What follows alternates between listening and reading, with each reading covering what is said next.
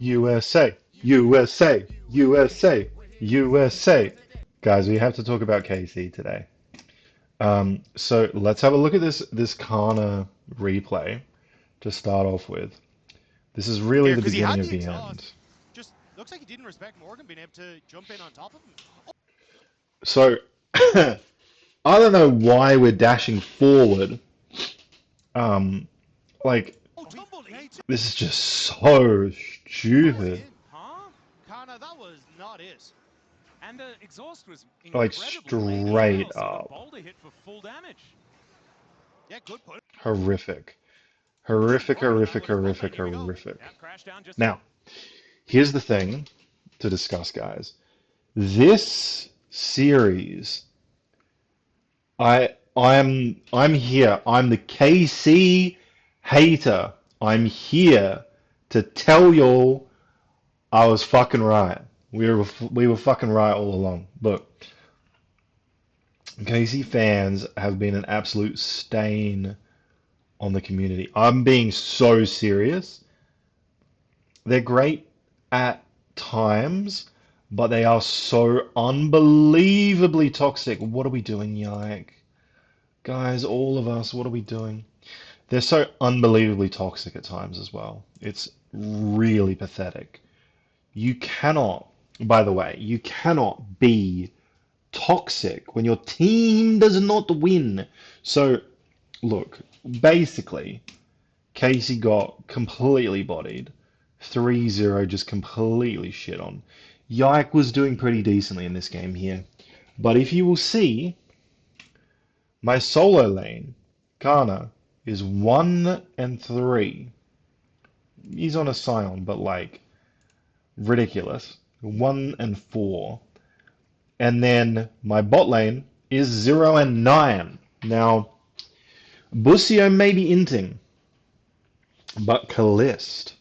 Listen, guys, I was a Han Summer hater. I was out here saying that G2 should sign Skumond and Caliste. They ended up signing Skumond but not Caliste.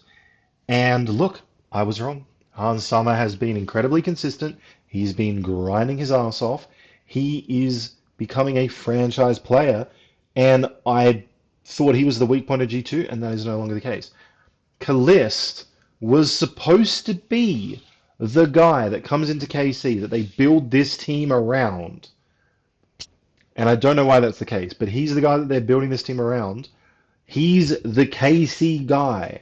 He's supposed to be the KC faker. What is this performance? He gets onto the big stages and he chokes. Whether it's against Hans Sama, whether it's against Yeon from North America. Ridiculous. And listen, Netanyahu, this terrorist over here, is also not performing well. So let me ask you, why did we import a very expensive, assumedly, Korean top laner, and if I'm remembering correctly, Korean mid laner, when they're not going to perform, and look who's performing. Yike. Hello. Let's think about some other teams in the LEC that have had success. The teams with Razork, the teams with Elioya, the teams built around good junglers that can carry. My jungler is 1.6k ahead. Imagine if I didn't have some Korean top laner that's just inting it, and some, I mean, Kyahu's doing all right, and some bot lane that's just sending it, trying to get a lead against North American players, Koreans to be fair. But do you see what I'm saying? Imagine you have Yike with a 1.6k lead on Kiana, and a bot lane that's even, and Yahoo's only 90 behind. Even with the Scion 2k down, we have a 1.6k lead. It's ridiculous, man. And we're on the sole point. Like, it's literally one. Look, I'm not trying to make that point. But my point is, why did KC build around Caliste if he cannot carry the team? He had good performances in EU Masters, 100%. I was out here saying that he should get signed, along with, I can't remember if it was Jezu or Joppa, one of those two boys, whoever was on Vitality, I want to say, and Skewmont. And look, Skewmont I was right about. Jezu or Joppa, whichever one, both of them have performed very well, but they're still in um, the tier two. And Caliste is like he's LEC level, sure, but he's not like top number one. He's not top 10 AD carry in the world, as he claimed. Like he has gotten into LEC. He's gotten a much larger fan base, much larger salary. He's at the top, quote unquote. He's beating LEC teams now, and he thinks I'm top 10 AD carry in the world. Whereas you look at someone like Hans Summer, who actually goes to Worlds and MSI and performs, and he's not even humble. He just is like, I am not top 10. I need to be better. And he's constantly grinding and grinding and grinding. And I just think, bro, I think KC would be a better representative of Europe if they removed everyone, rebuild the team around Yike. Yike should be the franchise player. You can keep Caliste. 100% you can keep Caliste, man. We can keep Caliste, that's fine. But Caliste needs to be facilitating for Yike. If this is a team, he needs to be able to play center. He needs to be able to play facilitating roles, like an Ashe Seraphine bot lane. We do not need Caliste diving in and going 0-9 every fucking game. Or just this game. Look, I know that there's going to be a lot of defenders and KC defenders and stuff, but this is embarrassing, man. Like, I had got home from work and had to watch the highlights of this, and even that was embarrassing to go through. And now G2 once again has to step up and 3-0 T1 at some point just to be like, yeah, Europe's not dog shit. We are literally in a position where people are saying that EU is one of the worst regions ever. Why do they have a slot?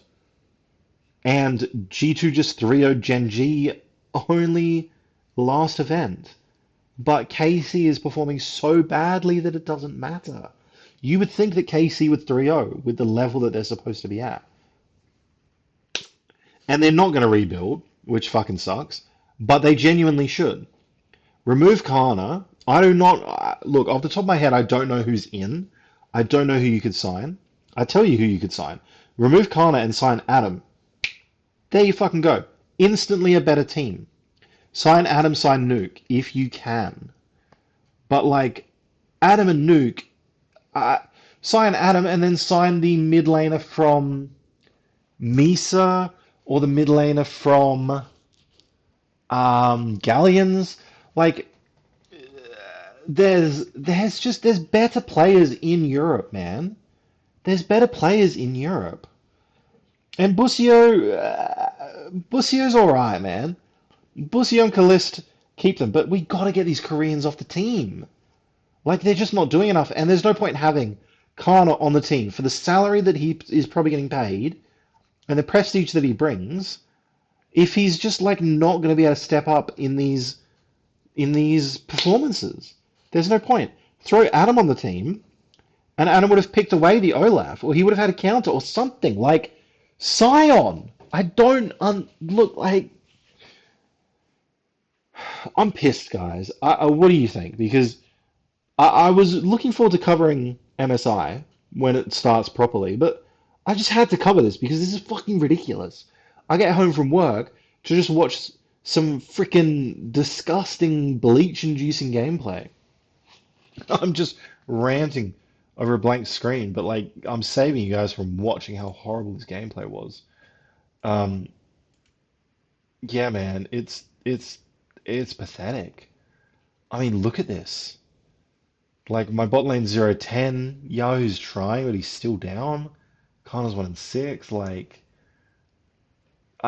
What can you do, man? Yike's trying to flank, but he's so far behind. He literally cannot do anything, man.